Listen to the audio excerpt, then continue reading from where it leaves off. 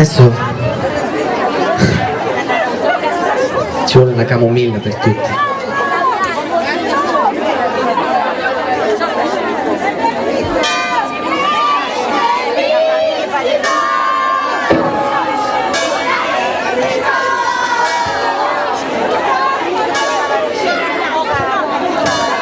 Comunque, siete molto più intonati delle campane.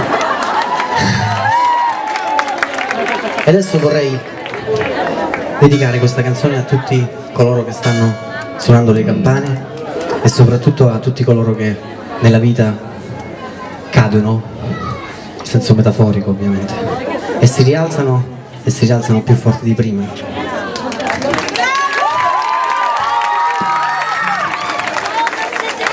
L'infinito